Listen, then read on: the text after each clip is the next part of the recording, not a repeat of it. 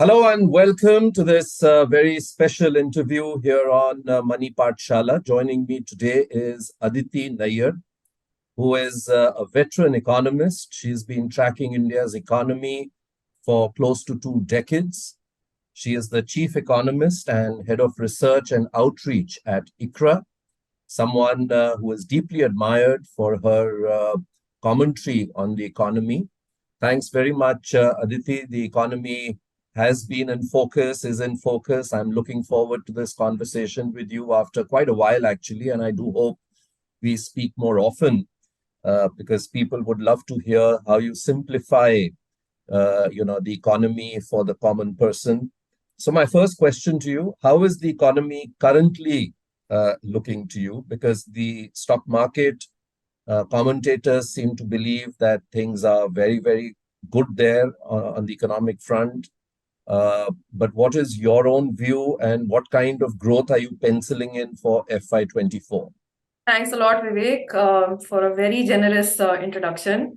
And just to get into the first question that you asked, the stock market and economists like myself are not always on the same page. So, I might end up painting at the best of times, I'll probably paint a more cautious picture, and I think that's going to be the case today as well. So I am cautiously optimistic. I think India is well placed in the global scenario. We are looking at growth being close to the highest amongst the large economies for India in FY24 as well. However, we are looking at growth slowing down from last year to this year. And there are a few reasons for that. One is the base effect, which is going away. The second is we've had a lot of monetary tightening, and that is likely to have at least some impact as far as the growth momentum is concerned. And the third is that the global economy isn't really supportive of exports growth from India. And we've seen several months of merchandise exports contracting. We're also now seeing a steep slowdown in the pace of growth of services exports, although here we still remain cautiously optimistic that we're not going to get into a contraction mode, but certainly there's a lot of wait and watch that we need to really be quite cognizant of the fact that services exports cannot continue to grow in isolation of what's happening in the rest of the world. And of course, we have this big question on the monsoons, El Nino, and climate events in general. I mean, we've had this strange start to the monsoon season. We've had a delayed onset, we've had a slow progress, and then a very fast catch up because of excessive rainfall over short periods of time. So, while if we look at the monsoon numbers today, they're going to look normal, it's actually masking or camouflaging a lot of unevenness which has happened in the past 6 to 7 weeks. And, that is really something that doesn't bode very well for agricultural outcomes, anyways. And we have this vector of a potential El Nino hanging above our heads, which is definitely adding to more volatility. So, agriculture, definitely huge amount of wait and watch. Manufacturing, from the point of view of commodity prices, definitely being a lot lower than the kind of peaks that we saw last year. We're hopeful that that's going to make margins better and help to boost volumes as well when prices are not going up very regularly from the manufacturing space. Services, I should stay, my view on services is that a lot of households will continue to prioritize services consumption, which is something that was not possible during the lockdown. But in many cases, the pent up demand component is now off the table. So it's still a prioritization. I'd rather have an experience than buy something, but that doesn't mean that there's a huge amount of pent up demand which continues. So, very mixed outlook for the Indian economy.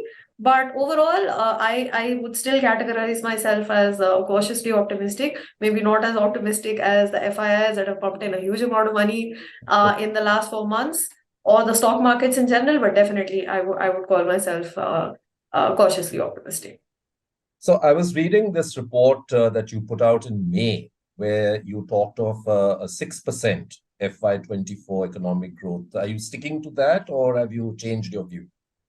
So we have still got a 6% GDP growth forecast for FY24. And around that, we have a 50 basis points range on both sides.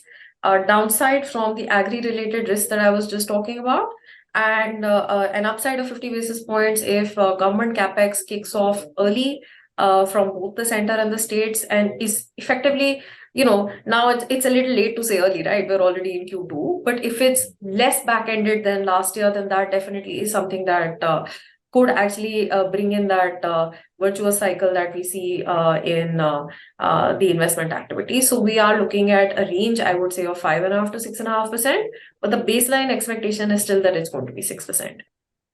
You talked, Aditi, about El Nino and the monsoon effect, on inflation. What is your view? The RBI governor and senior officials have been, continuously saying that the worst is not over. Somewhere there is this enthusiasm that because we've had two pauses, perhaps the worst is over, and from here it could either be a rate cut or a continuing pause. People have almost forgotten the fact that there is a possibility of a rate hike as well. What is the impact of the El Nino, the monsoon, and the whole impact that will have on agriculture, etc., on inflation going forward, according to you? The CPI, certainly we're expecting a bad print for July. We're probably going to end up with a print around 5.5%. So a sudden spike, and a large part of that is because of the pain that we're seeing in vegetable prices, and also some concerns on cereals and pulses. Now, after that, I would expect that the intervention and the measures that are being taken by the government should help to cool off the CPI print over the next few months. May still remain above 5% for the rest of this calendar year, and I would expect prints below 5% in Q4 of FY24. Average, we're looking at around 5.3%, so well below last year, but well above that 4% target that the RBI and the MPC are going on and on reminding us not to take our eyes off. So CPI inflation, it's not going to probably be alarming for the most part, but it is something that we cannot say, the battle is over or the battle has been won. And if we have a lot of disruption coming in from the El Nino from next month onwards, then there could be an upside to what I've said as well. Now, on the rate side, I have a slightly different view. First of all, in my view, the pivot to rate cuts is very far away. Because if we, looking at the amount of emphasis on the 4% inflation target, which we're certainly going to be pretty far away from, I don't expect there to be any rate cuts in this fiscal year. So the earliest that I would expect a rate cut would be June of 2024. So that's on the rate cut. On the rate hike, my view is that a transient spike in vegetable prices may not be enough for a rate hike to be brought in after two pauses. I suspect that the MPC will retain a very hawkish commentary and keep indicating that they're ready to move on another rate hike if it's warranted. But I believe a rate hike would be warranted if we start seeing a generalization of inflationary pressure. So if we start seeing that the vegetable price spike or other food price increases start generalizing into things like housing, wages, etc., then yes, that might create enough necessary conditions for a rate hike to come in. But if it's just a transient food price spike, I don't think that that's going to be able to create enough justification for a rate hike. So yes, I do think that we're in for an extended pause. Aditi, you also wrote recently about GST collections, and while they have been extremely robust and increasing, but you did flag off the fact that, if we were to meet the budget estimates, we would need almost 9 months, if I'm not mistaken. You wrote of 1.6 lakh crore per month. I think our last conversation was when actually GST happened. How do you see the progress on the GST collections bit, and how has it moved according to you? I remember many, many years ago, every economist, every corporate would say that bring in GST and you will see at least a 1% increase, 1% point increase in the GDP. Can you tell us a little about how GST is evolving according to you? GST, I must say, has had quite a history, quite a checkered history ever since it came in. And certainly, after the initial teething troubles, getting into a pandemic-like situation was not helpful. Now that we've come out of the pandemic, we are seeing pretty good GST numbers for the most part. And it's a combination of a recovery in the volumes and momentum, a lot of improvement in compliance, and also some benefit from the high inflation that we got last year. Overall, I would say GST is now in a pretty good place. After the 2 years where GST compensation had to be provided through the compensation loans and all of that, all of that is behind us. And there was a lot of stress last year when the GST compensation period was ending. How would the states be able to deal with that? But I think most of them have been able to deal with the end of the compensation period quite well. And 1 year after that ended, we don't really hear much commentary coming from the states who, for them, the once that compensation period ended, there's just some arrears that they were left to get. But they seem to have navigated that quite well for the most part. There are a couple of states who had very specific structural reasons why GST compensation was so critical for them. So let's leave that apart. But macro-wise, I would say that, the fact that GST compensation is no longer repeated often from the state side, I think we're in a very good place as far as GST overall is concerned. Now, specifically, looking at an average of 1.6 trillion per month is a little, let me just put it this way, the quarter beginning months, which is April and July and October and January, typically tend to see a spike in the GST collections because, they reflect the previous month's transactions. So there is a lot of seasonality as far as our GST collections are concerned month-wise. So while the average might look high, that's because it's building in quarter beginning months where we anyways end up seeing a spike. So overall, I would say that we're going to end up pretty close to the budget estimates. So it's not a source of stress as far as Government of India's own fiscal deficit is concerned. What about the PLI scheme? You've written about that as well. Make in India has been a big thrust, and this whole PLI scheme has been one of the big measures taken by the government during the pandemic, in fact. Do you think that has succeeded? What is, according to you, the outlook in terms of Make in India? We hear of China Plus One, we hear of, new avenues opening up, etc., etc. So what is your view on the PLI scheme? On the PLI scheme, it's quite interesting. What we've got so far is that the first tranche has been disbursed last quarter.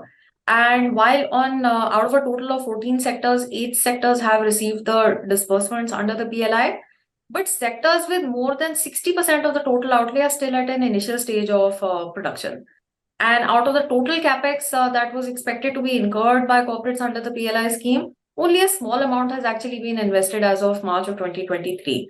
So really, the sectors with the largest amount of the capex deployment are actually going to start seeing that happening only from this year onwards. So I would say that between FY24 and FY26 is where we're really going to see the big benefit of the manufacturing starting under the PLI scheme and the attendant benefits that holds for GDP growth. So I'm quite hopeful that over the next 2 years, this is going to add to the other engines of growth that we have, the domestic engines of growth primarily, and really help to set the stage for us to grow at least close to our potential growth, despite the fact that we do have a bleak outlook as far as the external sector is concerned, both from merchandise exports and services exports, as I was saying earlier. So overall, I'm still quite bullish is not a word usually used to describe me, but I'm quite optimistic on domestic consumption. What I can see around us, young India is very aspirational, and if young Indians have a steady income, they're going to spend it. So I do think that domestic consumption is going to be a big driver of growth as long as we can take care of jobs and have a stability in the income outlook for a large number of households. I think we're going to be able to see good consumption numbers. Now, within that, the unevenness I was talking about might continue.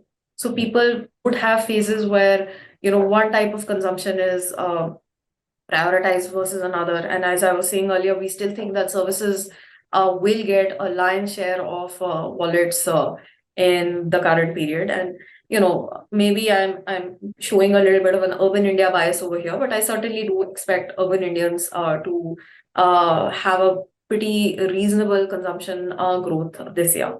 Rural India, yes, I mean, we've already talked about all of the concerns that we have on rural India. So we might still see some amount of caution coming in over there. But, India's consumption habits are changing as we've got more and more of penetration of telecom and shopping online, etc. I think we may end up actually seeing consumption trends changing over there also.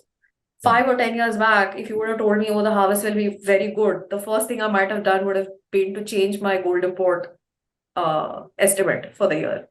Now, moving forward, that may not be the case anymore. So we may not have that automatic expectation that, oh, if rural India has done well, or if the harvest has been very good, that necessarily that a lot of that is going to get channelized into gold. I think other consumption is going to start to see a pickup with the kind of demographic changes or with the kind of changes in the internet economy that we've seen over the last few years. So perhaps very different consumption trends may emerge going ahead. And if Make in India and the PLIs can ensure that we're producing that stuff domestically, then that's a win-win from the current account deficit point of view as well. Aditi, one final question. How are you reading the developments globally? I mean, you look at the Western countries, they're still facing economic challenges. We now read about China facing certain economic challenges, likely to impact India, according to you? I mean, you've already talked about how exports have been hit, especially goods. We are already seeing stress in the IT sector already. What is your view on the impact that it could have on India? Global economy has sort of been very stop and start in the last year or two. We have good news, which is very quickly followed by bad news. One geography seems to be revving up, another geography seems to be experiencing stress. So the overall impact of that, I think, something which is going to be very meaningful for India is that with this kind of a stop and start, commodity prices are likely to remain very range bound. And for an importer like us and for a price taker like us, that is actually something that is going to be quite meaningful in terms of being able to keep input prices a lot steadier going ahead. Now, geopolitics, obviously, something like the Russia-Ukraine war, the impact that that had, or prior to that, the supply chain disruptions, those kind of events could still happen. But I don't expect so many parts of the global economy to sort of start firing at all cylinders together to create any kind of a commodity super cycle in the next 4 to 5 years at least. So if we are in for a period of relatively steady commodity prices, then that is something that for a country like India, for an import-dependent country like India, could be really, really helpful in creating more stable macro outlook and helping corporates to plan better. So that, I think, is the upshot. The concerns on the export side we've already discussed in detail. Pleasure talking to you, Aditi. I do look forward to many more such conversations. Thanks as always for simplifying things. And I do hope that through a series of conversations, we can make young Indians understand the economy and its various aspects in a better way. Thank you so much. Thank you, Vivek. Pleasure talking to you.